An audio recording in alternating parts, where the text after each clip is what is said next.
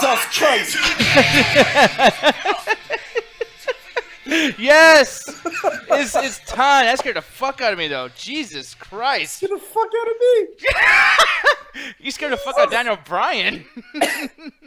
Yo, Yeah, that people- shit was so loud it retired Daniel Bryan again. Yes. Oh, no. Don't do that. No, he has to leave because he can't do surgery on his ears because it's against his fucking, like, veggie religion, whatever the fuck that stupid thing is. His veganism. Vegan. What the fuck? Yeah, veganism. Whatever the fuck it's called. I don't know what the hell it is. Just shut up, man. I gotta tell you, man. The reason why I'm playing that. Oh, what's up, Matthew? I say his championship's made of leather. He's not a real vegan. Oh, that's awesome, man. Trey, damn. you were in the red, man. Oh, yeah. You know, wrong show, but this pay-per-view was great. I'm actually surprised. I thought you were going to be wearing red because you're mad at SmackDown or mad at SmackDown pay-per-view. Nope. Okay, you have a nice day. Love this pay-per-view. Love this pay-per-view. Hopefully this fucking podcast won't get turned off like talking smack, but we'll get to that later. Yeah, I know we're going to start arguing and whatnot. Get it off! Take it off the air! Yeah, take it off the bloody air! Yeah, take it off the bloody air! Take it off the bloody air! But the reason why I was playing that theme music, people, the reason why I was playing that is because, man, The Miz owned it tonight, man. Like, holy shit. Let's celebrate The Miz. This has been a great fucking That's the night, funny thing man. about it. I can only call out really Hovey because he's like, man, I fucking hate the Miz, man. I fucking hate the Miz. I'm like, this is why. Hold up now. No, because I was telling you like a while back about his WrestleMania match and everything like that. I was just like, no, he's actually a good heel, and like just give him a chance. Because I remember, You motherfucker.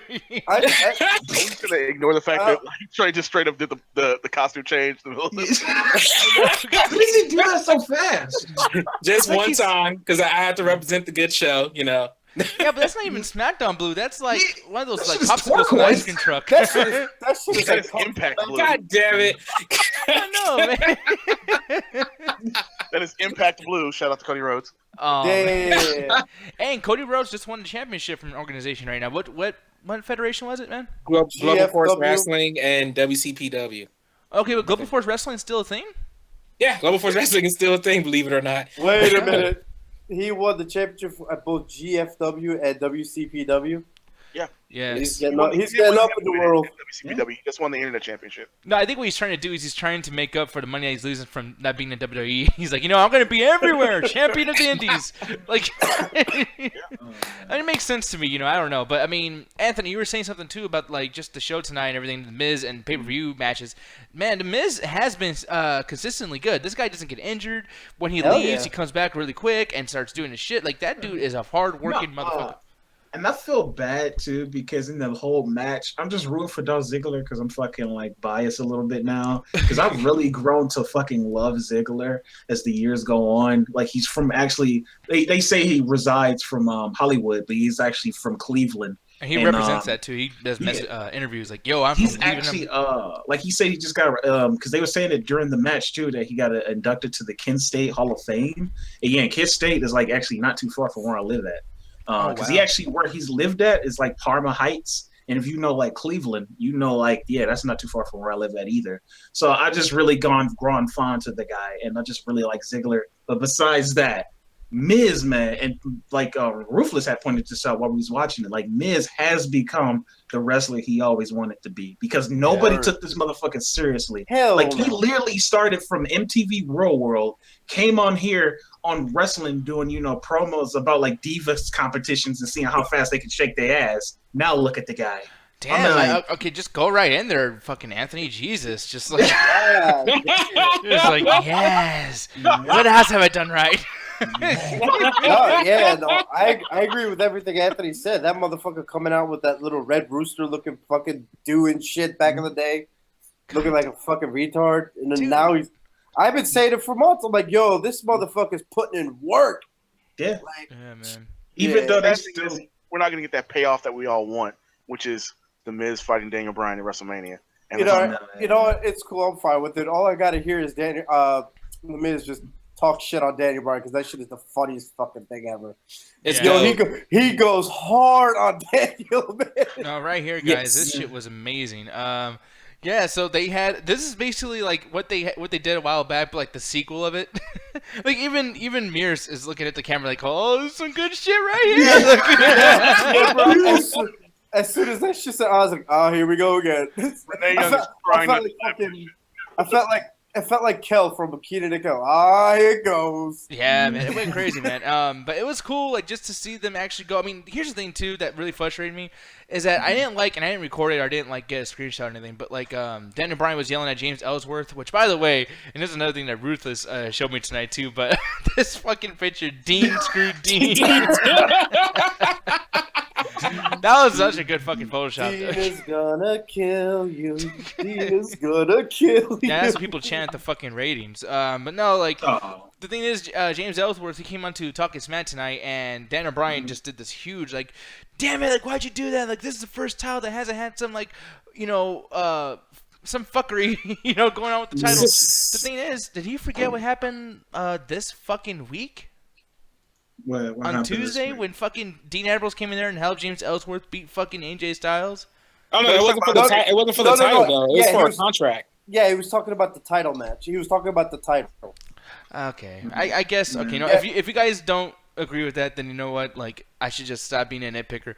But like, that shit really pissed me off. I was like, Dan O'Brien, fuck your stupid shoot, man. This is bullshit. It had nothing to do with the title, though. Like, the thing is, he's talking about, like, for instance, he compared it to Chris Jericho and Kevin Owens on the show, where Chris Jericho has helped Kevin Owens keep the Universal title the whole time.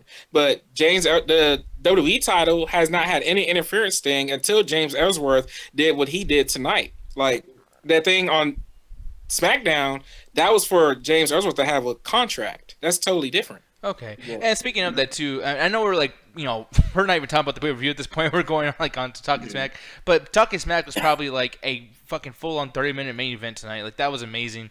And like I said, like, I guess this in 2 days, James Ellsworth is going to get his championship shot at fucking AJ Styles. God. I like how he was so happy about it too. He just kept deflecting the conversation and stuff like that. He was just like, "What about?" It was like, what's the girl's name? That's what I'm talking to. Renee Young. Renee. Yeah, she was just like, man, you're gonna have to deal with Dean. Like, Dean's probably gonna kill you. He was like, well, like when I win the championship, he's gonna get the first spot. I'm like, up, dude.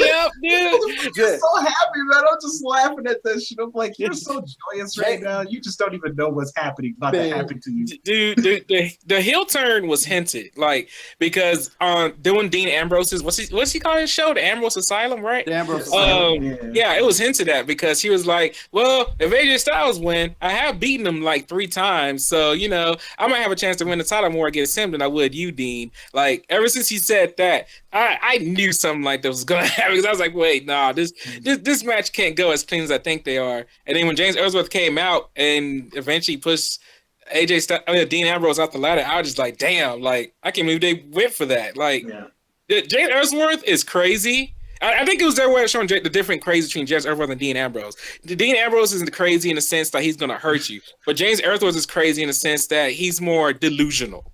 And I'm loving that aspect. Yeah, James Ellsworth is like the pure definition of participation award, which is what fucking Miz even brought up on Talking Smack. The one thing that really questioned me. Oh, go ahead, Anthony. No, I was just gonna say that was kind of funny too when James Ellsworth had pushed him off. Dean Ambrose didn't even look like he was hurt. He just looked like he was just like, well, fuck, really, motherfucker? Yeah. He's like, really, motherfucker? He's like, well, fuck, that happened. Damn. No, but like, the thing is too, like, one thing that I really don't like, and I watched some of the match, I didn't get through the entire thing, but like, shit like this too, like, just, it's your everyday typical fucking ladder match, like, okay, like, that is not interesting anymore. Like, can you stop? Macho Man. Yeah, like, dude, how many times? Go ahead. They did it different this time, Nick. I will say that, but just the fact that they put the ladder on top of the table and jump. I mean, it was nothing too different, but at least they tried to be unique about it. It just wasn't him jumping from table to table and did a elbow drop. So shit, I thought he was gonna fall through the fucking table on the ladder. Yeah, I mean, I don't know, man. I'm just I like called the ladder matches. Forearm to Dean on the while Dean was on the ladder. Like, it was good. Like, for me, if I was a booker, I would just, like, have every single wrestler, like, play, like, the video games, like 2K17. Like, okay, guys, now make your match in the game and then like we're gonna record it and you guys practice that match because y'all just having the same fucking match every goddamn time. Like this ladder match, I swear to God, dude, if I put this up against like one of the ladder matches in the last like 8 years, it would be like spot for spot the exact same fucking thing. And like, dude, I'm like so sick of the ladder match. It is terrible. But then again, if you think about it, a ladder match is a ladder match. There's not really much you could change about it. There's a lot you can do, man. Like I see our Ring of Honor, or not Ring of Honor, but like New Japan Pro Wrestling. I see a lot of people do matches differently. TNA actually has some pretty good ladder matches. Only see it be somewhat different is when they do like Money in the Bank matches. That's why I actually look forward to those matches. That's the only time I actually really do something different because it's not just just one-on-one. It's actually you got more parties involved, more different types of letters involved, and more people setting up. Like you got somebody setting up something over here, you got somebody setting up over here. So that's the only time I actually see something like really different. But yeah, I guess I see your point. But I think it really depends on who you just put in the ring. Like, of course, Dean Ammrbose. AJ Styles, he's been wrestling for like years and years. And I'm not sure about Dean Ammbrose, but these two really – I don't think they have the experience to go, do something with a ladder match like somebody like Matt Hardy or the Hardy Boys or Edge and Christian that really kind of built up their career on doing creative shit with like ladders and shit. So, yeah. All I got is – real quick, shout out to AJ Styles' pants for staying intact after getting ripped. Oh, wow. Oh, yeah. The big ass hole in his That pants. shit And he made got me cut. laugh. From I was that like, oh my God, his shit is fucking spin ripped. out, suplex that went to Powerbomb there. So Oh, okay. I think that's where he got cut by the chair there. Yeah. Okay, But yeah. damn, so- I was like, yo, if He this finished the match. motherfucker's Phenomenal. going fucking commando right now, if that shit rips more, it's all bets are off. Yeah, it's over. It's over. That's done. One thing I want to say too, and I mean we'll get back into the Dean Ammbrose thing later on because I mean, like I said, I want to stay on one topic too long, and I know we're all gonna reach all these topics again once we get into our ratings and whatnot. But the thing is, man, I gotta tell you, I didn't watch this match either, but Alexa Bliss versus Becky Lynch, this looked like a pretty interesting match right here. Like just this spot over here, they're like really trying to fucking. I like struggles when it comes to suplexes, like really nice, like realistic struggles. That was pretty cool. I dug that. Yeah, the match is actually sorry. Oh no, I was gonna say worst match of the night. Okay. This match was garbage, and I was very disappointed because the thing is, both Alexa Bliss and Becky Lynch both had problems picking up the table, like, and that slowed the match down like very hard because it took them like what, a minute or so just to get the table up, like where because their hands couldn't get a good grip of it. I was just like, really, like that was bad. I can't give this worst match tonight for one reason: Nikki versus Carmella. That was wait, you saying you can't give it worse than the night because of that match? Yeah, Nikki versus Carmella was worse. No. What the fuck? Okay, No. come on, guys. That shit was Kalisto that was versus really Baron good. Corbin was the fucking worst. That shit put me to sleep. Yeah, that was fucking. I disagree with that. But I we'll get disagree there. with Disagree all you want. But I do want to say one thing. It's not just this table match, but it's most table matches. But why the fuck did they set up like 2 or 3 tables or however many, and then they always go for another one under the table, under the ring? Yeah, and here's another thing too. Like here's the thing, psychology, man. Like, if you're getting a table up, why would you get 2 tables? Why would you like start creating like a fort with the fucking tables?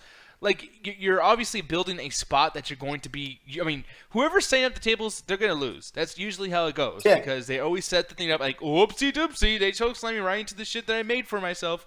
Like I hate that shit. It's like psychologically. Or psychology-wise, you need to set it up and be like, okay, I'm going to attempt to knock this table down, and then that shit gets knocked over or something, and then you try again and try again. Don't, like, just build a fucking, a fence or a barricade gate with tables. Come on. It's Seriously. ridiculous. Like, However, it makes me that, laugh. I Yeah. think they should set up the tables. I think Alexa Bliss should have set the table on fire and then Damn, dude. go old school attitude error with it. Just set the table on fire and throw it through it. There we go. Yeah. Got like a fucking like match and shit from underneath her boot. Another thing, does anyone else ever notice the fucking amount of Gatorade that's under the goddamn ring every time they go for a weapon? Yeah. Wow, I never noticed that. I was like, why is there always fucking Gatorade under the ring? Yeah, I've never noticed that. I never noticed that at all. Whenever you get a chance, replay one of the fucking matches, like the table match, and you'll see like there's like 10 Gatorades under the fucking ring. They always have them. Wrestlers got to stay hydrated, but like Scott talking about the they had so many of them out there. Like they had like 5, well, 4. They had a Three bunch. guys at ringside. Yeah. Yeah, they had a bunch. Yeah, but staying on topic with the Alexa Bliss and Becky Lynch match, even though to me it was the worst match of the night, I'm happy Alexa Bliss win. And they did something different that they never really do. They actually, normally when somebody wins a title or something like that, they go to the winner of the match. But actually, they went to Becky Lynch tonight, and it was like, how do you feel? And she was mad. She was pissed out like, yeah, I don't respect the fact that you came to me and talked to me about how I feel. Like, I let everybody down and stuff like that. And then she left. But in Alexa Bliss on Talking Smack, like, she gave such a face promo because of how happy she was that she won a title, saying her family's out there and all this stuff. So do you guys think they might be doing a double turn here between Becky Lynch and Alexa Bliss? Could be. And I totally agree with you, Trey, because me and you had joked about it while we was watching it, but it was like, what if they do like this thing where the power of the belt compels them to turn face? Like every diva that gets the belt from here on out just is face, and everybody going against them is just heel. You ain't wrong. That's what happened with fucking Charlotte at first, and that's what happened with Sasha Banks. That is true. That is true. So I wouldn't mind some it, but yeah, I could totally see them doing that. And I'm actually curious because I don't know that much about Becky Lynch, but Trey said that Becky Lynch was like way better as a heel. So I'm actually curious to see what they do. And Bliss, seeing her heel work, I want to see how she does as a face now because I actually liked her heel work. So I'm curious. Oh, yeah. Well, loves Trish Stratus, so I mean, it makes sense. Yeah. I'm just surprised at how all this shit, ended up being. I mean, like, I don't know. For me, I think the match was vicious. I can't believe you guys are like, oh, this was a shitty match. Well, I didn't see that much of it. No, I liked it. I didn't call it a shitty match.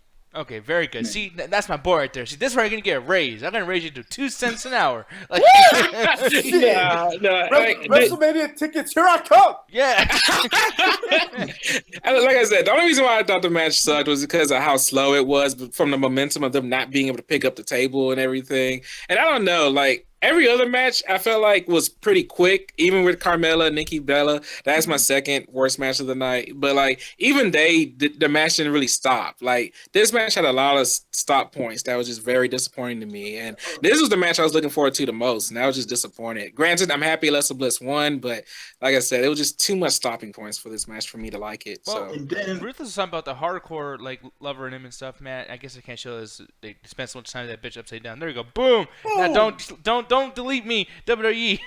Don't fuck up my video. No. But the thing is, yeah, like, I mean, I actually really like the fact that they're doing the candlesticks and everything. It was a hardcore match, basically. And they really used the fact that this was, like, a false count anywhere, no disqualification. This was a really good match. I'm surprised. The only thing is, Nikki Bella had this obsession with her fucking leg the entire show. Just, like, everything she was doing, like, ow, my leg. I just punched her. Now my leg hurts. Ah, oh, God. And she's, like, limping around the ring. When did she hurt her fucking leg? Was that real, or was that, like... No, Carmella caught her early with some move that got her in the leg, and then when she got the kendo stick out, she kept aiming at the leg as well. Okay, because that shit was really bothering me because of the finish, man. A fire extinguisher finish, really.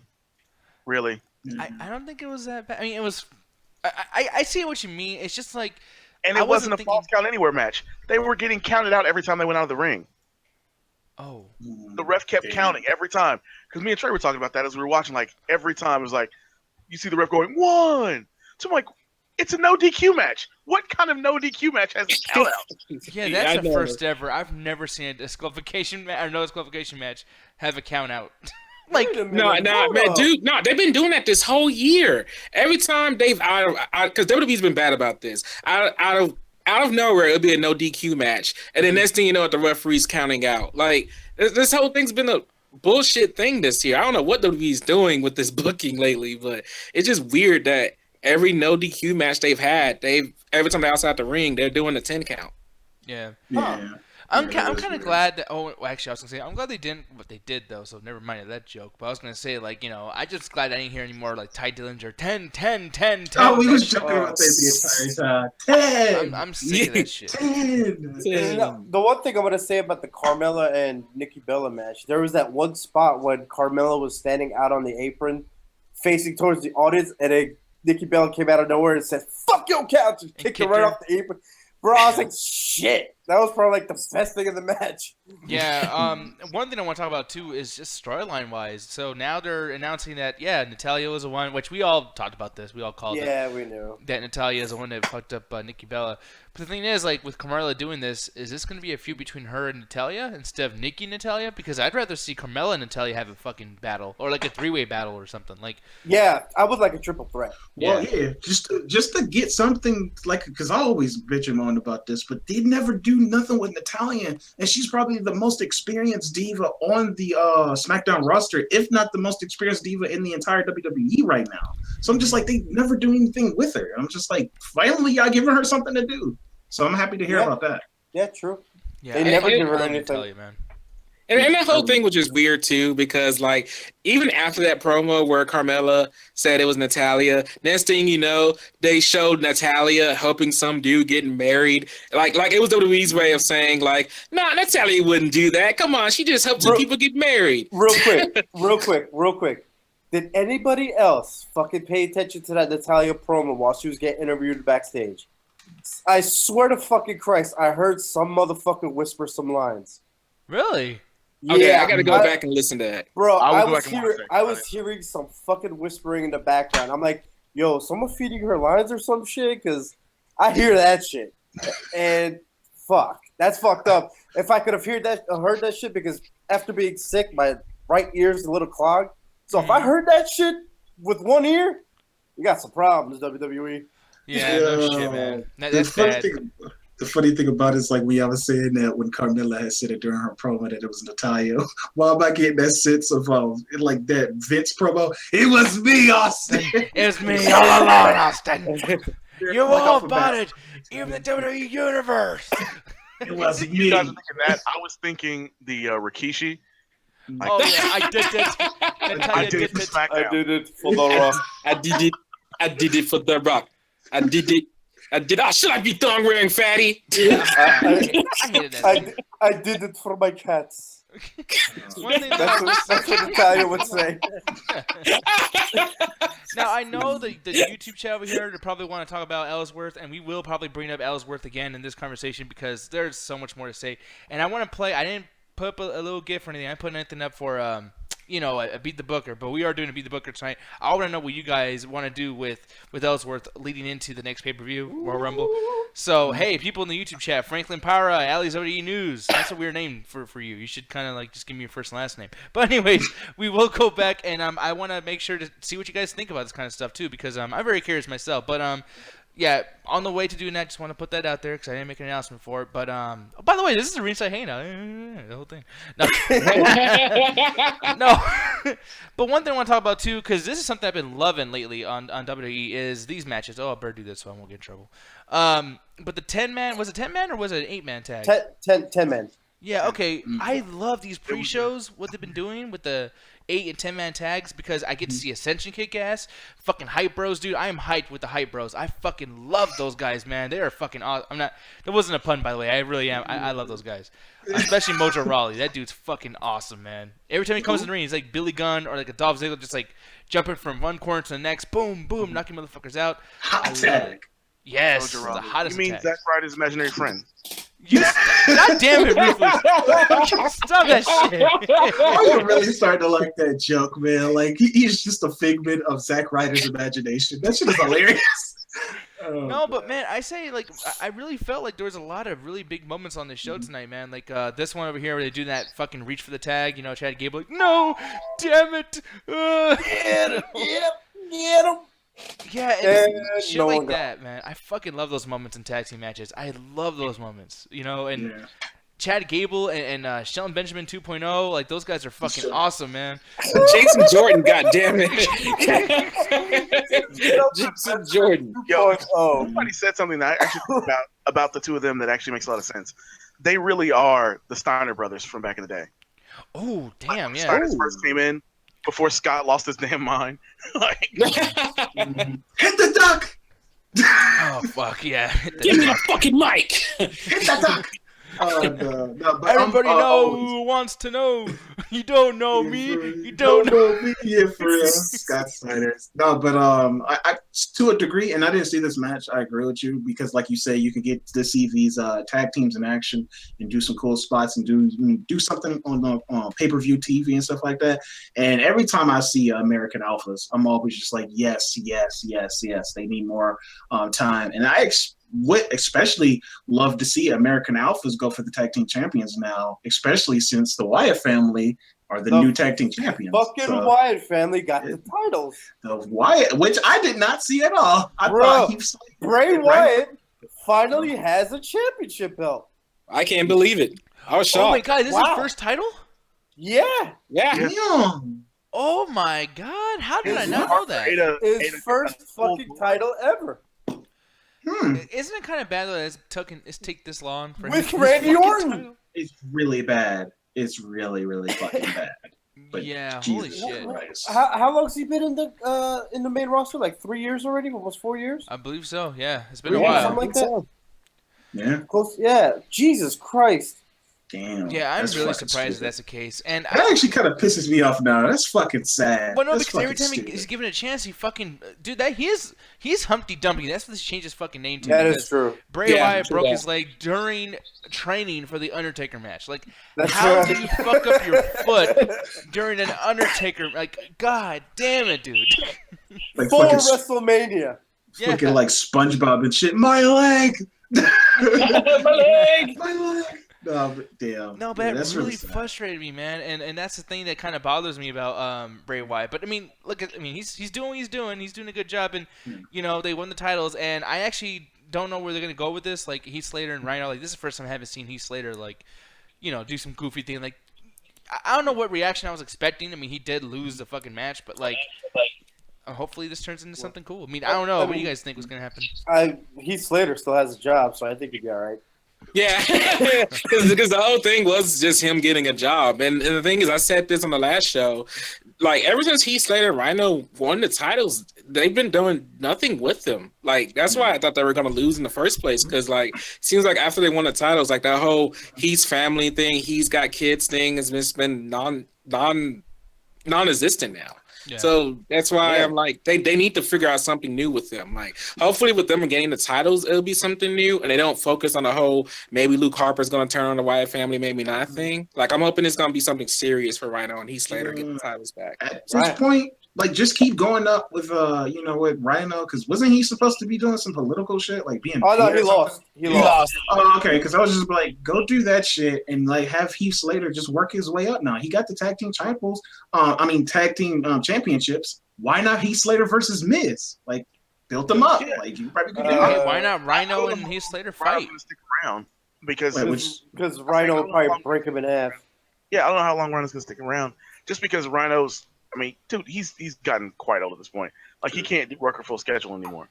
So, like, I almost think Rhino managing Heath to get him into the title picture for the Intercontinental title is a good idea. You have a ready-made face to work with The Miz, and you know the two of them are going to work fairly safe, but apparently still be able to have good matches, because Heath Slater's showing he actually can go a little bit. So, yeah, exactly. Like, I think it's a great move that way. It's amazing how much Heath Slater has just been kind of just content with just being a jobber for this long, and then finally getting his due diligence and getting like the tag team titles, one of the half of the tag team titles. And now I don't want him, like, since he lost it, I don't want you to just drop him back down to the mid card or below to go back being a jobber again. No, boost this motherfucker up. Out of anybody on the fucking roster, Heath Slater fucking deserves it. Yeah, he does. Like, he's been through some shit. I mean, dude, since the Nexus, he's been around, like, there's never a situation where he got, like, hey, you got to leave for 30 days because you can't stop smoking weed or some bullshit. He's been a loyal, hardworking, rule-following motherfucker. Loyal. You mean he's another The Miz, you mean? Huh?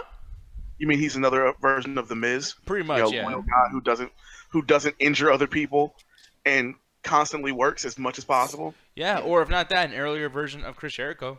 Like, and... God, here's the thing, too. I'm going to be honest, man. I miss Jericho and Owens this show. I don't know why. I know it's random because we shouldn't be talking about Raw, but it's kind of like, man, I need some – if I'm going to have comedy or if I'm going to have some kind of, like, interviews, or whatever. Like, just bring Owens and Jericho in there, just talk shit somehow. I don't know why, but like little things like this, like bring that fucking list.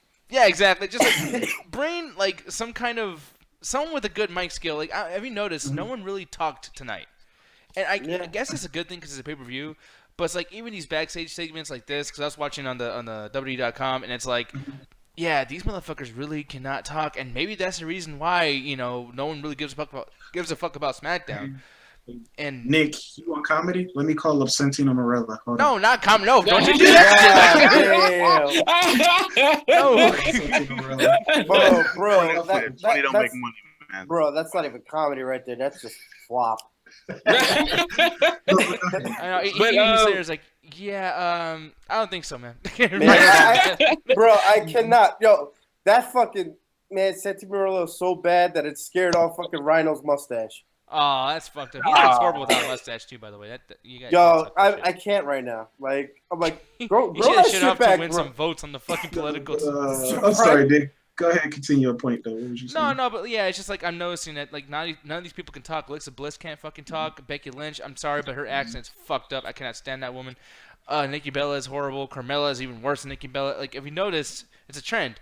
That's why, when we talk about The Miz and we talk about fucking Dolph Ziggler, which we're about to get in that match right now, we talk about Baron Corbin, which tonight I'm talking smack. Baron Corbin came on there. Apparently he wants to be in the main event spot, and Daniel Bryan said, hey, man, fuck yeah, you want to be in there? Cool. You beat Kailsto, you whooped his ass, you ragdolled him, you kept saying the word ragdoll.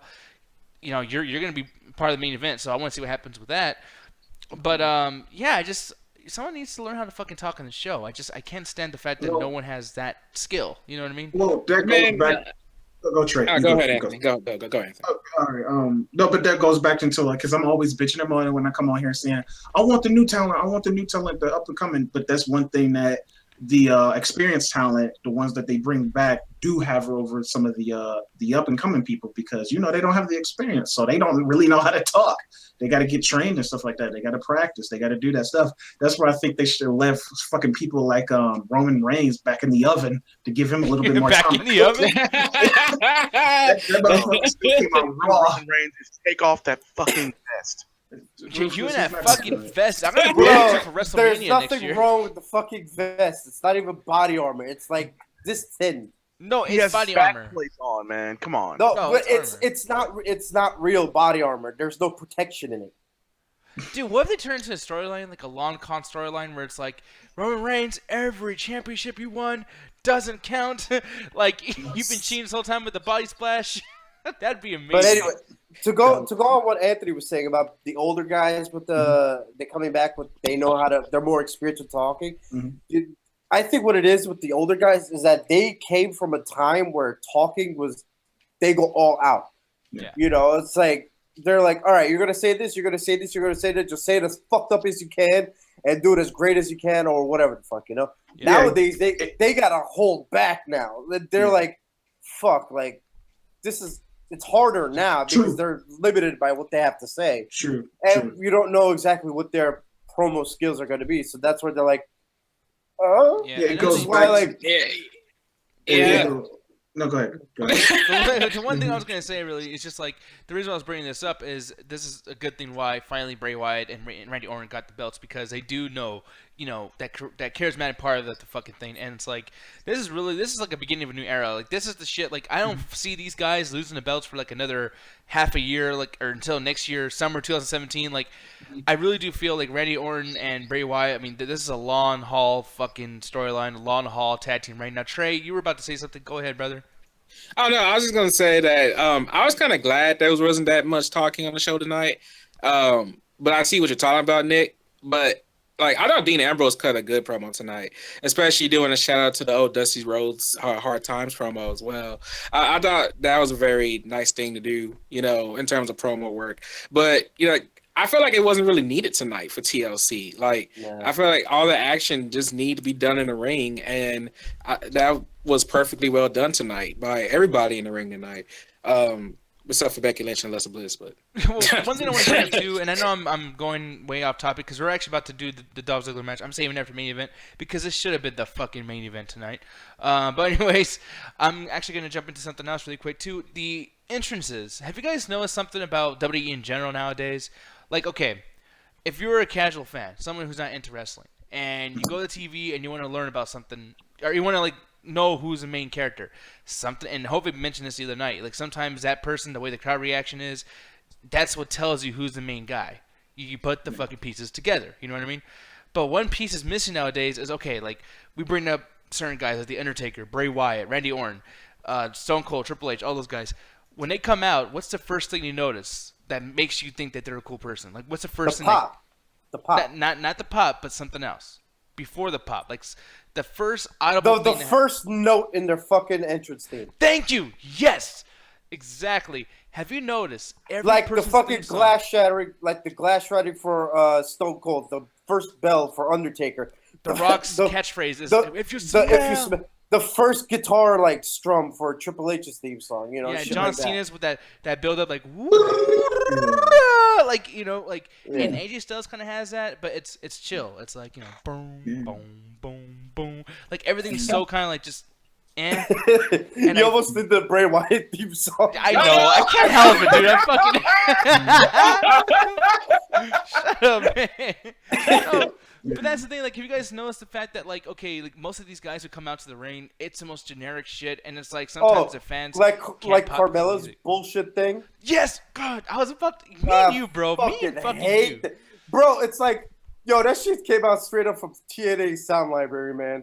No, and what the fuck is she spelling out? ARP is good for you in insurance. Fabulous. Spell out fabulous. Spelling fabulous. That's a long fucking word to be goddamn fucking saying in the song. It's like if she spelled like fucking Mississippi, like MISSISSIPPISS, my baby. What kind of fucking shit is that, man? They hate that shit. Damn, I didn't even notice that until now. Because, yeah, like, as soon as you said that, the first person I thought of was AJ Styles. And I'm just like, yeah, it does. Even though I actually really like AJ Styles' theme. So no, me too. It's a badass thing. Like, I actually have that on my fucking phone. I listen to it all the time. But it's like, if you're in a crowd, how does a crowd just go like, like they don't? Because it's just like, it's just chill. Yeah. You know what I'm saying? Yeah, I think comes out, and then he does the hood flip. And it starts in with the "they don't want none." Like that's the big cue for AJ. Yeah, but like I remember like TNA. What about shit like Cesaro's theme? Oh, that shit's fucking terrible. Yeah, that shit's horrible. It's terrible, but his entrance is great. Like, yeah, I love the entrance. The whole James Bond entrance. Yeah, the theatrics the James of it. Bond into the suit rip, like it's great. I love that part. Yeah. They just do better music. But yeah, and this is why situations like, okay, like I know it says a lot with the divas, like you can look but you can't touch, and it's like, okay, Nikki Bella, shut the fuck, God damn it. You know what was dancing a belt being his hello, ladies. Don't get him started. He about to take his shirt off. Man. I know, right? No, but like the thing is like, you know, you got her. She's like, I mean, would you guys consider her a main diva in a way? Is she like main event for divas? Okay, Since she lost the Divas Championship, no. Are we talking about Nikki Bella? Yeah. Yeah. Well, they want her. They want her to be, but she doesn't have the talent to be. If you know what I mean. No, that's not true because she was the longest running Divas champion. She already was the Anthony. Regardless of, she was that person for a while. Like they did not take the title away from her. Like she was the face of the Divas division for the longest time. She was the face of the Divas division back when they had a fucking butterfly belt. Yeah, that's what I'm saying. But like, but the thing is, she doesn't have it, and I agree with you 100%. But regardless if she had it or not, she was still that person in the Divas division. So now, like, I guess they're trying to make her that person again. But from what booking's going right now, I don't think they're doing that for her. I think they're putting under irrelevancy and putting in her in all these squash matches and rivalries, like with Carmella and Natalia here pretty soon. So I think with Nikki Bella. She was better off when it was the Bella twins, when it was both of them. Now it's like. I mean, I guess you're right because I mean she had like a certain character to it. Like, for me though, it's like when she comes out to the ring, even if you're a fan of Nikki Bella and she's a fan favorite right now, and people, I mean, she's trending hard on Twitter, social media. I mean, she's a very very well known character and person. And especially being like John Cena's bitch. Anyways, but the thing is, that shit in there, boy. That match. But the thing is like, when she comes out, there's nothing to pop to, and I feel like even with Dean Ammrbose or anybody on the entire roster, even Daniel Bryan, there's really nothing to pop to. And with Raw, I mean, you get like Enzo and Cass, like there's a pop moment in that fucking song. Roman Reigns, I fucking hate him, but there's parts of that where you can pop too. There's a lot of shit, and it's just like I think they should work on that as well as the charisma, because I'm telling you, like this show, SmackDown, TLC.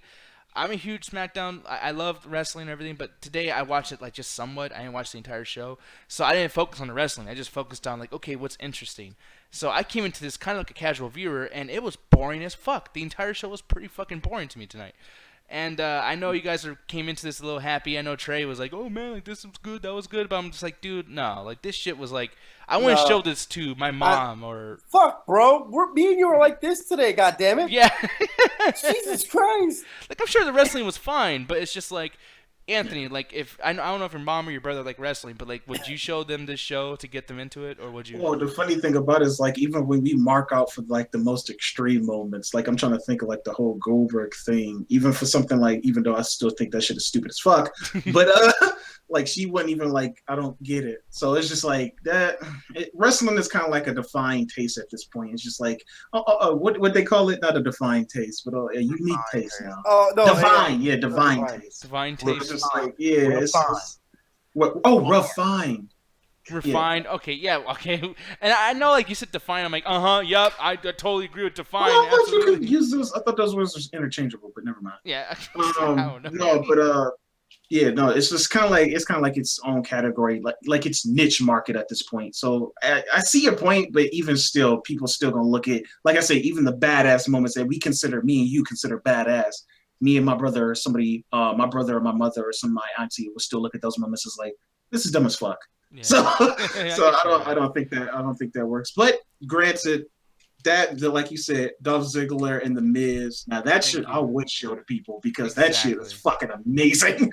that shit was probably yeah. fucking died. Man, there was some Three Stooges shit going on in that fucking match. I ain't gonna lie. Yo, what the fuck was Dolph shit. Ziggler wearing? What's up with the goddamn like fucking America pants or whatever he's wearing? Like, man, he's an Avenger. Oh, okay, Captain America. That makes sense. No, but actually, what was that? Sorry.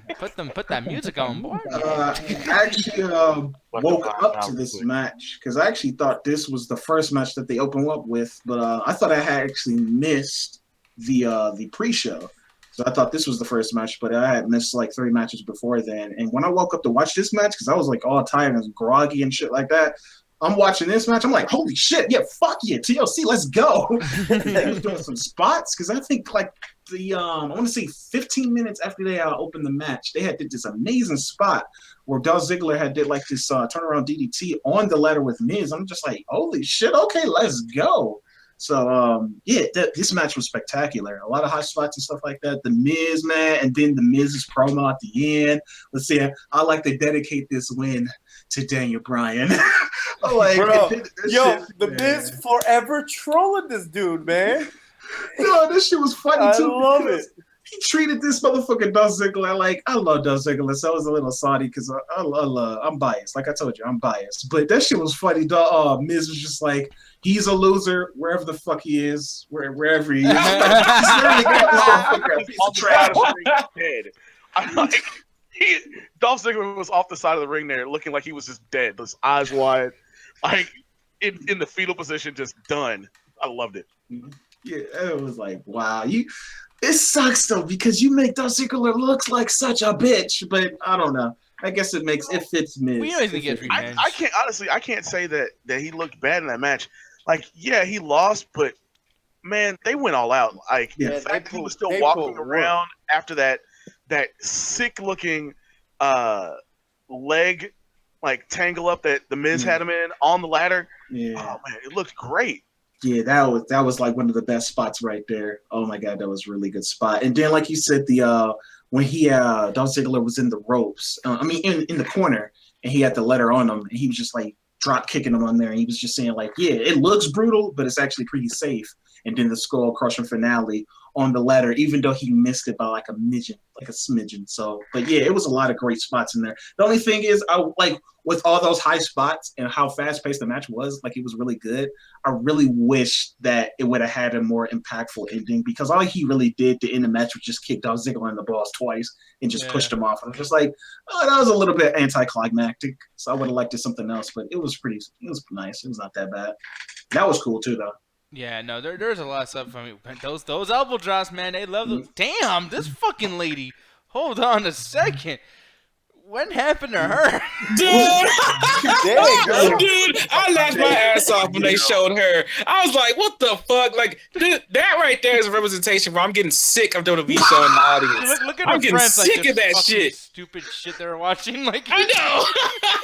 Remember, okay, Nick, that face right there is a perfect representation of what I said my brother and my mother would be like. I know, it's like, oh my god, Mickey James, thick versus thick. And his mom's like, god damn it. Yeah. No, but me and Trey was getting triggered the entire night because they kept doing this shit. Every time they would do a replay showing them like a They were showing the they were fucking showing audience. the fucking crowd. Bro, that pissed me the fuck What off. the fuck? No, dude, and you know what happened? Like they took that shit. They did that shit to the Carmella versus Nikki Bella. There was actually a really cool spot that they did, and you don't see it. Like they didn't even show a replay. It's fucking not there. I was like, okay, maybe some titty showed up or something. Bro, that was some bullshit. I remember what you're talking about. Yeah, and I was like, Jesus, like what the fuck happened, man? You know, so I don't know what's going on. Yeah, that's right. Because at one point you just see one of them like on the floor, like what the fuck just happened? Yeah, God, man, Hovik, I don't know what the fuck, bro. But me and you tonight, I swear to God, man, like just. Yeah, We know they were really missing though the whole pay per view. What? Blow. Like, Bro? No one bled. No one bled. Oh, no blood. Yeah. Oh, The blood. most blood was off of AJ's ass after his pants got ripped. Ah. I guess you really didn't need it because, like, I guess it was brutal, but it was just like, you didn't really need it. It would have been like the funny thing about it is like without blood, for some reason, it makes it feel a little bit more brutal because you're just like, holy shit, man! No, you should it makes no sense because you're like, man, you get hit by all these damn things. Not one fucking thing's gonna cut you. No, It it's almost just like it's kind of like I don't know what they call it, not mental fortitude, but just like you could just how tough these motherfuckers are if they just not so bleed so easily. Because if that was the case, these motherfuckers would like bleed every time they would step in the ring. So that's when just like less is more. Less is more in that case. No, so. I agree, less is more, and don't do it on every show. But a tables, ladders, and chairs pay per view needs to have some blood in these matches. absolutely. Like, Just especially a when- smidge. Especially if Kailsto and Baron Corbin are going to do a chairs match and find 1,000 ways to hit people with chairs. Like, come on, give me some blood somewhere.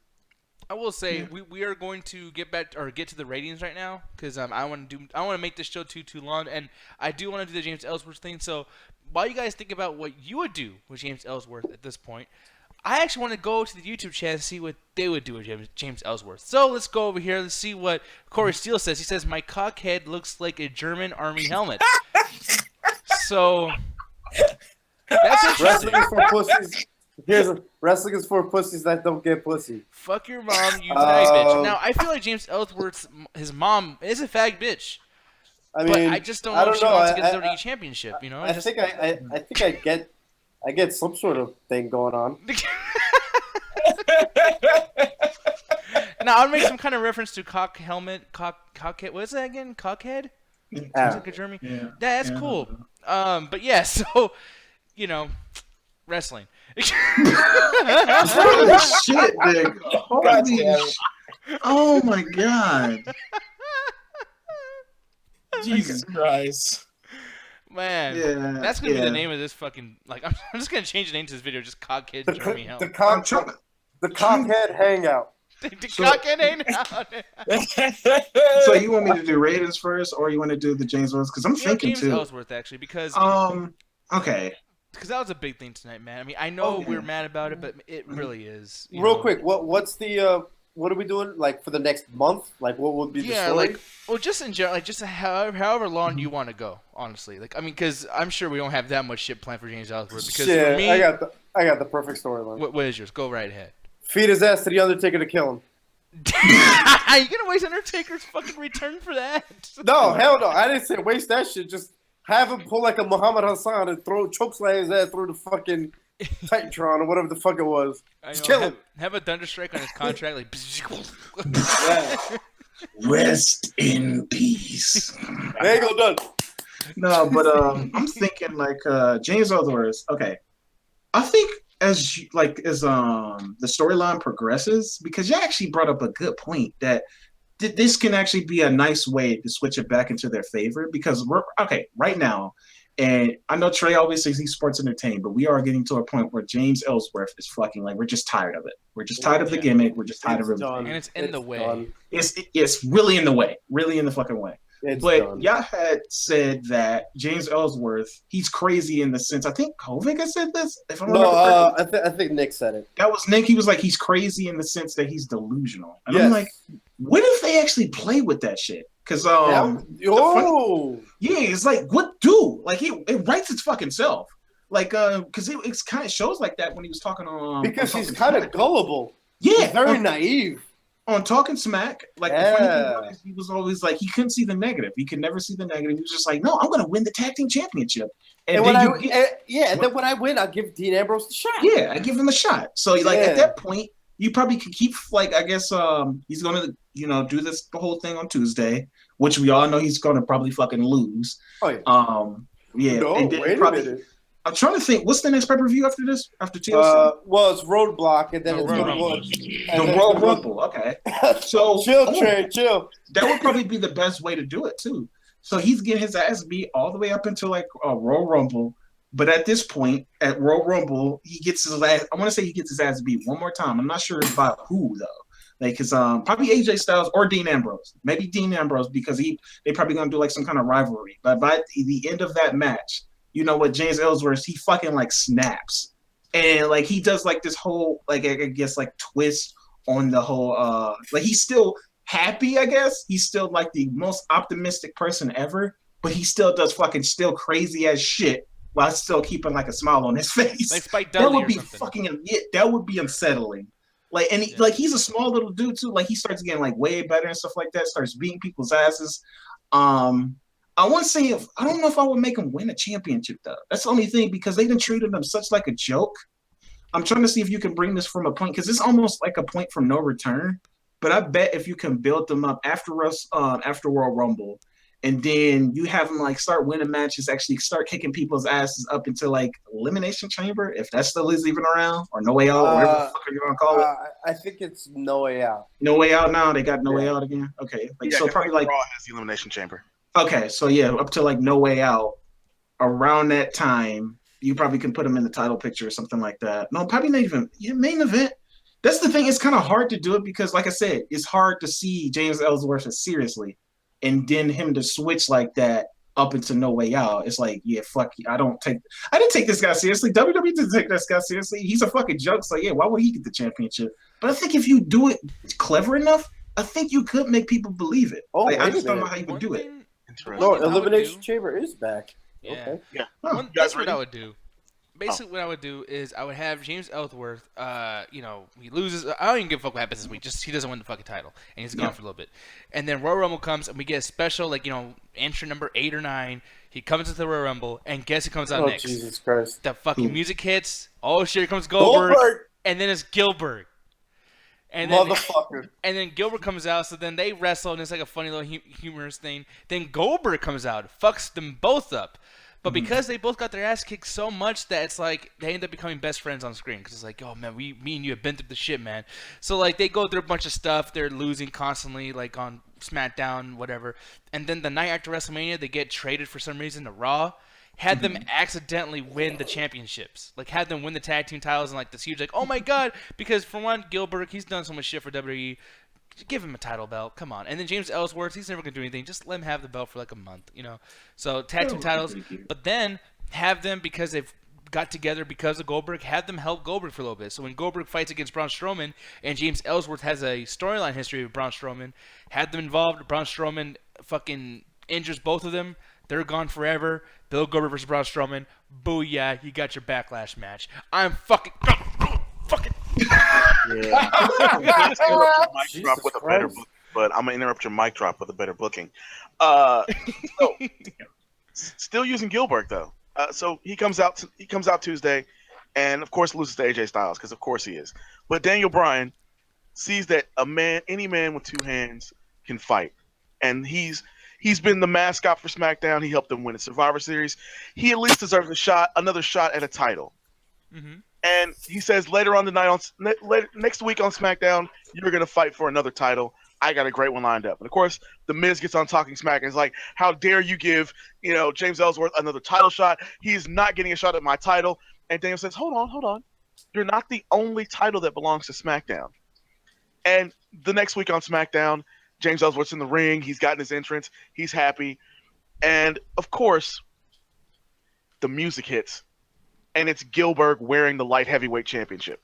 God damn it. No, fuck you. And Gilbert comes to the ring, and James Ellsworth wins the light heavyweight championship. And because he now has a title that is traditionally reserved for people who are underweight in that scenario, you have him fight Kailsto and whoever else is cruiserweight-ish size, and they go for a unification match at the Royal Rumble between James Ellsworth and hopefully still cruiserweight champion Rich Swann.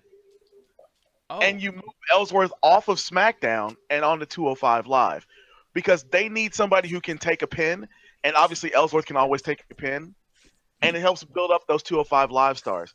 But every once in a while, you got Ellsworth back on, SmackDown, from time to time whenever you need him for stuff, but you primarily get him off of main SmackDown programming because even though he's a great idea, he's really good in small doses. You want to bring him back.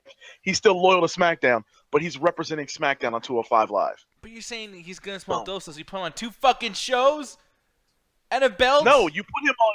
He is primarily on 205 Live. But he's primarily a jobber over there. He's not really winning matches over there. He does SmackDown stuff. He wears a SmackDown blue shirt, all that good stuff to say he's still loyal to SmackDown. But he's the SmackDown representative on 205 Live, like Kailsto, like whoever else they decide to throw in there. But boom, you get rid of James Ellsworth being a problem in the main event. He still gets to have a high profile because people are going to pay attention to it. And since 205 Live is taped either before or after SmackDown, it's shot before or after SmackDown, he's still with the SmackDown crew as far as on a weekly basis, but he isn't impacting the main event anymore. Okay. And it'd be funny to do like a one last thing with Gilbert because you got to do one last thing with Gilbert. He is Gilbert 2.0. Yeah, and then you said, I think it was either you or Trey. One of you guys told me that they're actually best friends in real life. It was me. Yeah, they're best friends. Yeah. Yeah. So Trey, did I call on you, man? Like, what would you do for James Ellsworth, man? Man, Anthony took my whole thing. I was getting mad over here, like motherfucker, because he took my delusional theory, like between him and Dean Ammrbose, and did it amazing to the point like I would have done the same damn thing. So yeah, I got nothing. No, but like that's the thing, man. I feel like like if you can make something as crazy as the Undertaker when he first came in interesting and good, and then 20 years later he's fucking like the badass thing ever. Yeah. It's like you can do that to anybody, and like James Ellsworth, you can do it. If I have another idea with James Ellsworth. Okay, what is it? You gonna kill him? Well, eventually. So what I was thinking is that he goes and does the whole match on Tuesday against AJ Styles, and he actually wins with the help of Dean Ammrbose.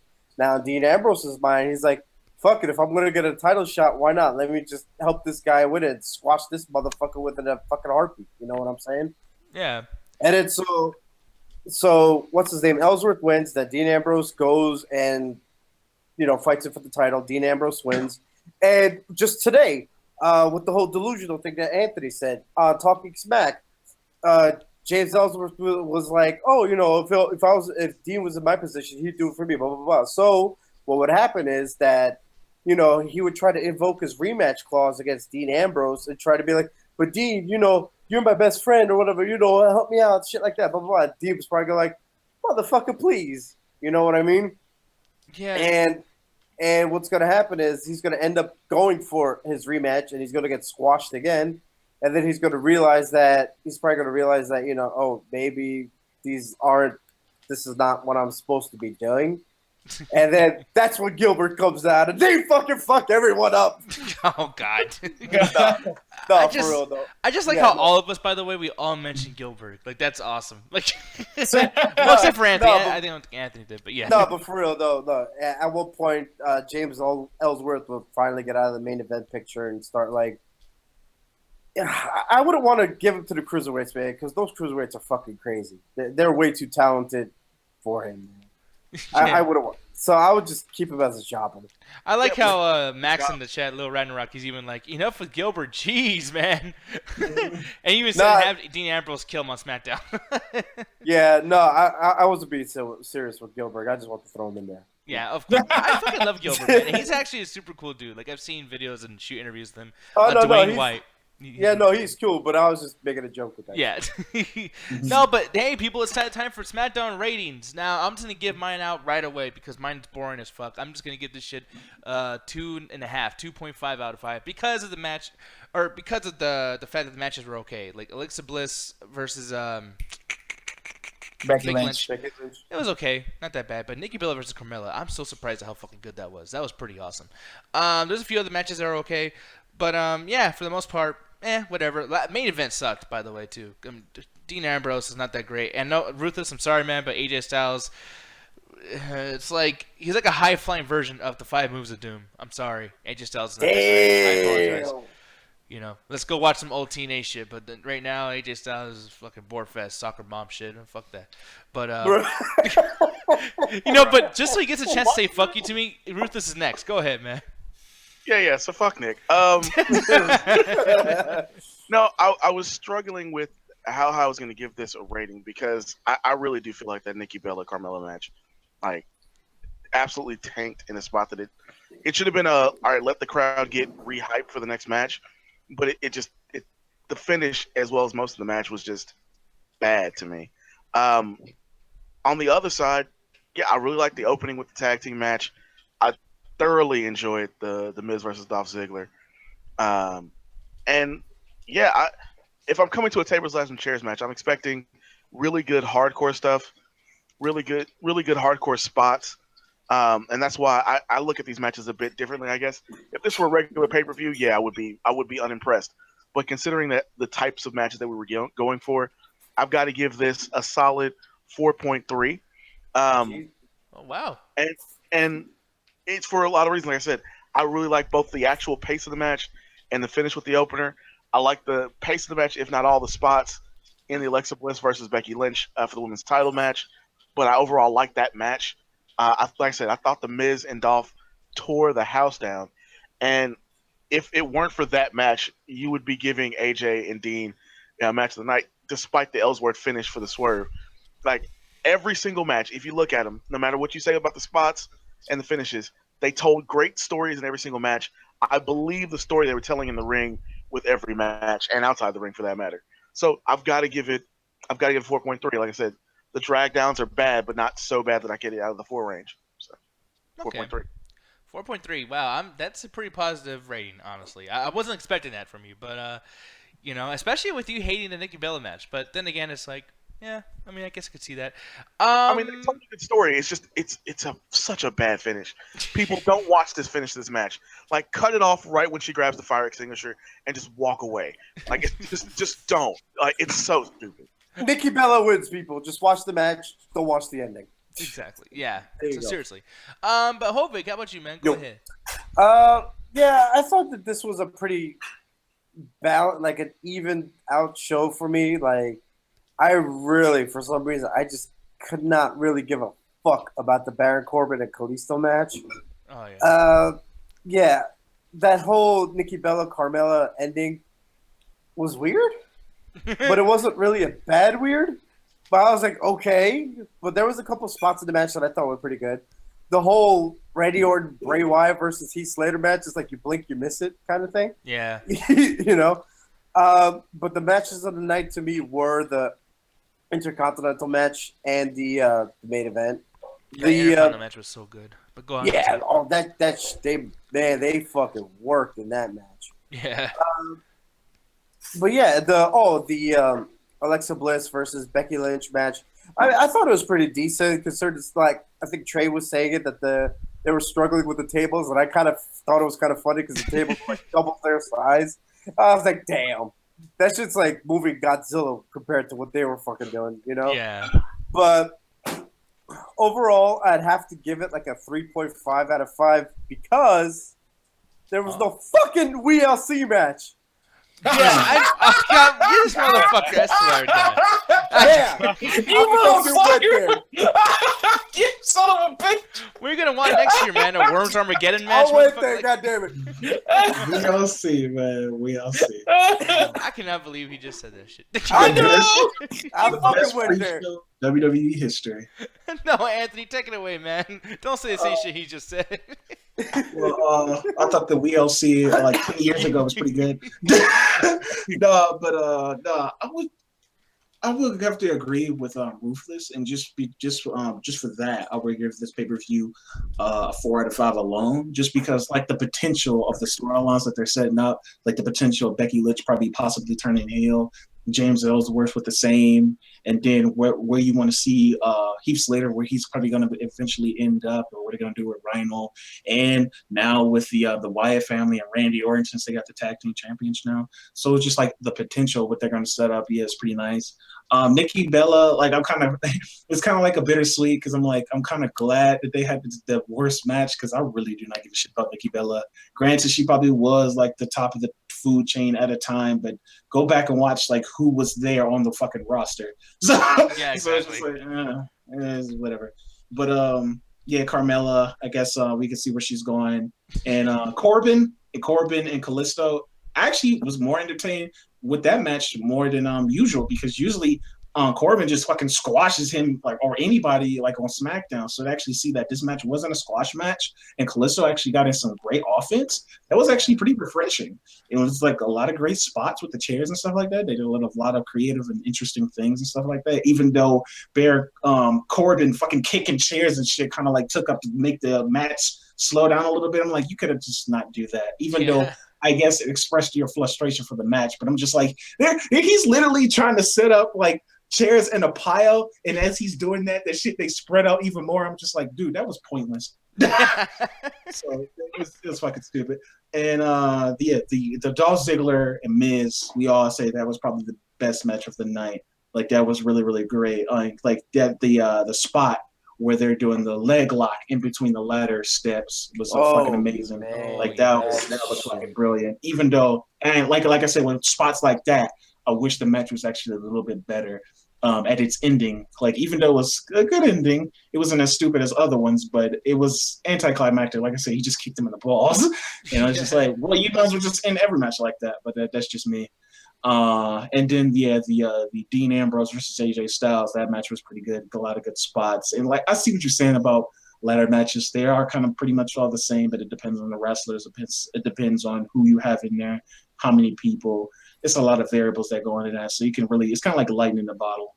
So and just like minor nitpicks, like not with the wrestling. The fucking thing, and somebody had mentioned this in the comments too, and I didn't notice it until today. But I can't remember one of the people that watches this. They was just like, yeah, I never noticed. I can't remember, what was the last pay-per-view before TLC? Survivor Series. Yeah. Survivor Series, yeah. They were saying in the comment section of our Survivor Series, it was just like, did you notice they kept coming to the crowd every time they would do a replay? And I didn't notice it did. But this pay-per-view, I noticed that shit tenfold. Because I'm like, man, that shit was a sick spot. Man, they about to show a replay. Holy shit. Why is it the crowd? And they just kept doing that shit over and over and over again. And I get it. They're trying to get the crowd involved. You won't see it. There's a point where you won't even know what the fuck's going on. It was like, I get it. They're trying to get the crowd involved, crowd interaction. It's all about the WWE universe. Like, I get it. But that shit makes no fucking sense. A replay is a replay of the fucking match, not a replay of the crowd. Man, fuck the WWE universe. I'm trying to watch it on my TV. They're there. I know, like, they see can see that just shit. fine. Who gives a fuck about that? Like, they're not gonna be able to, they're not gonna go home and watch it again. Like, I mean, you know, like, fuck that shit. Goddamn motherfucker. Triggered me to no end. But besides that, this is a 4 out of 5. Great, solid SmackDown pay-per-view. I actually, Trey, I agree with you for sucking SmackDown's dick. You can suck SmackDown's dick now. Well, I'm scared because I feel like he wasn't. Trey didn't get a lot of time to talk tonight, and I'm like, like he's saving that shit, boy. Yeah, I don't know, but here it is, people. Main event time. Hulk Hogan, like, let's do this. Trey, go ahead and take it. Let me tell you something, brother. No, no, actually, man, I almost ended up giving this pay-per-view a 4. because of that Becky Lynch versus Alexa Bliss. But AJ Styles versus Dean Ambrose saved it, especially because of the James Ellsworth swerve. Even though it was kind of predictable in a way, I'm still happy about it. So I'm coming out giving this a 4.5 out of 5. Damn! I loved tonight. What I the fuck? loved it tonight, man. Granted, I missed the pre-show, but Heath Slater and Rhino versus the Wyatt family was pretty great, especially freaking Luke Harper taking that gore. Like, man, respect for that, because damn, that was a pretty great spot.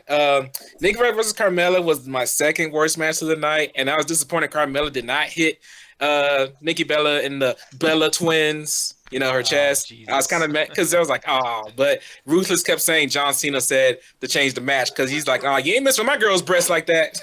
Wow. He's like, I gotta pay for that shit to get repaired. Yeah.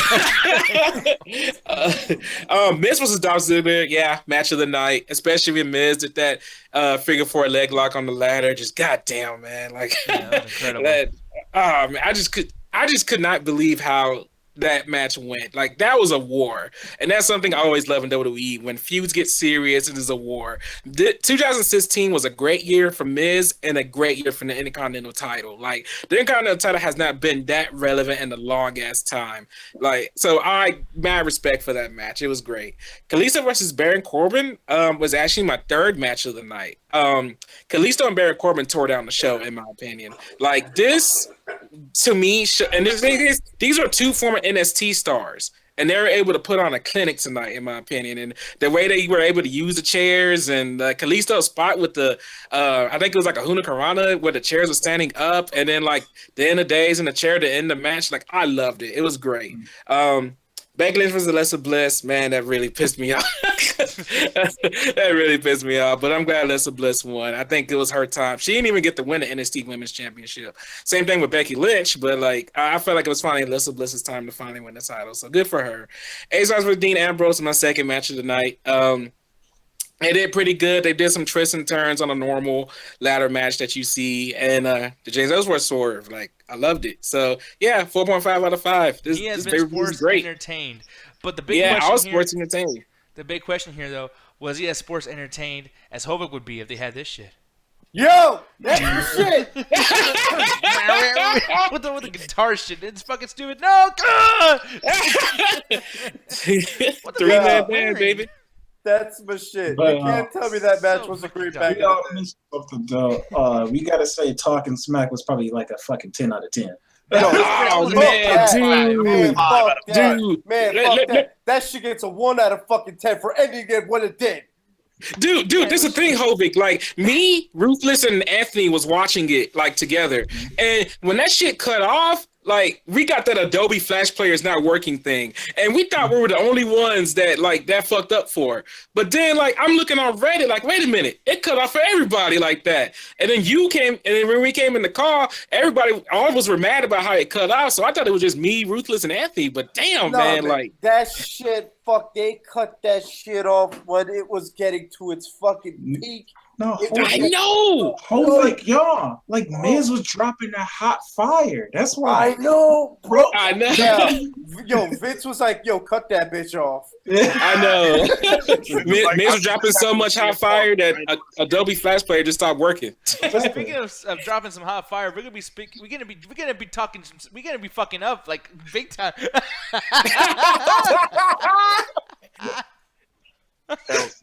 God damn it. Take 2. Okay, let me rewind it.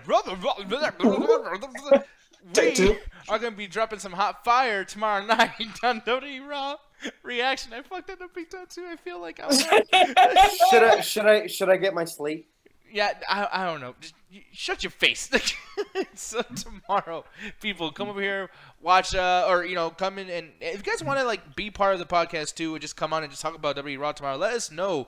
Message us on Double Toast and message us on Facebook. Y'all know me. I'm Nick Diaz.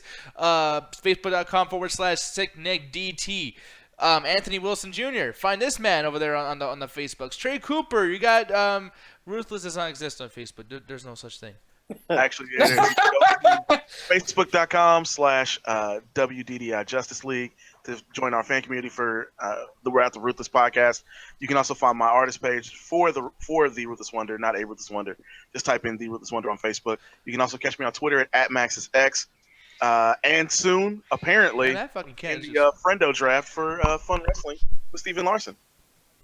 Yeah, Wait, what? speaking. Yeah. Something happened. You showed me something about the Steven Larson thing, and you were like, what, number 1 or what happened? So, Going in Raw is the podcast done by Steven Larson. Shout out to them. As a Patreon member, I always ask him a question, and I made a joke once that made my Patreon title the Western States Heritage Champion. And then they announced that they were going to do the Friendo draft.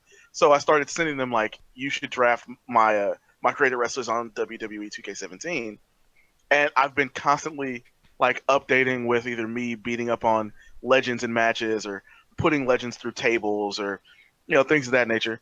And so on the recent podcast episode, they were like, "Hey, gotta be definitely the number 1 draft pick on all mock draft boards for the Friendo draft." And then they did the question that I asked.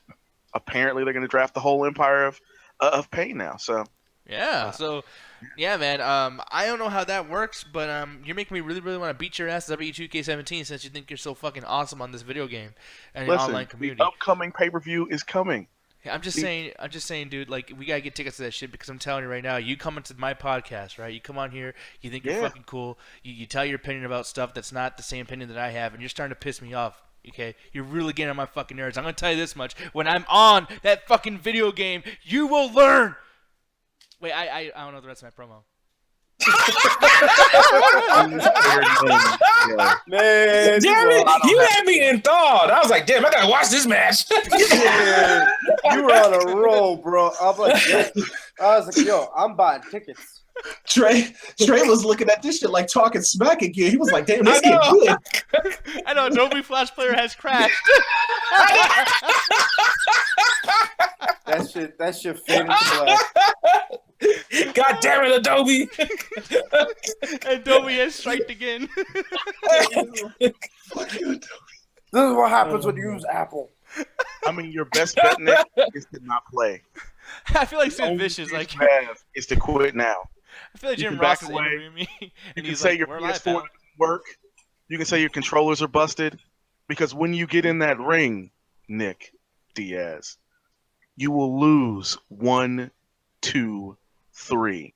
Just know. I don't need to Here call you comes right. the lag. I don't Like- need to call you all the names they call you in the chat when you're paying attention and when you're not. I know how this goes down.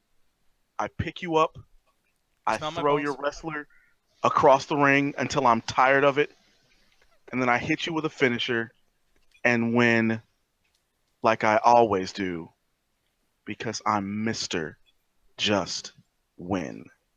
I like how Renee Young's looking at him right now, like, we've been off the air for like 2 minutes.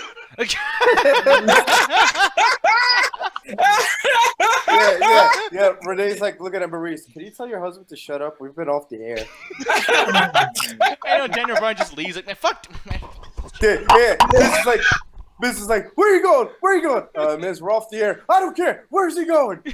Look at this right here. Let's go. Fuck Adobe. No, but yeah.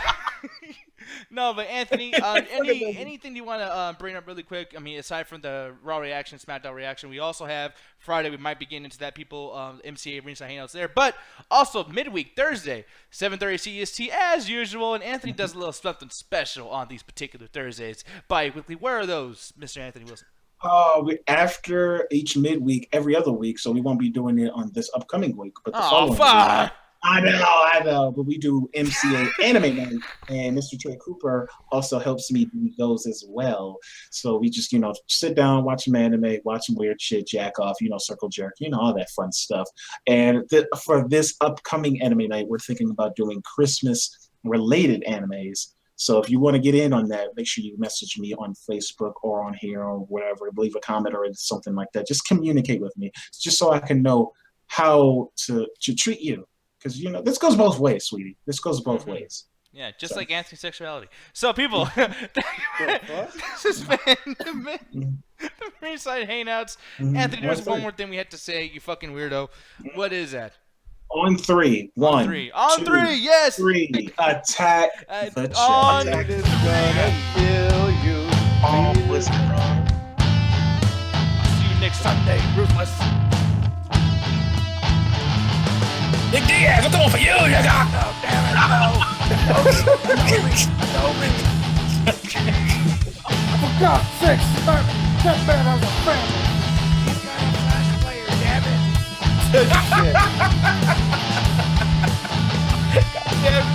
Damn it.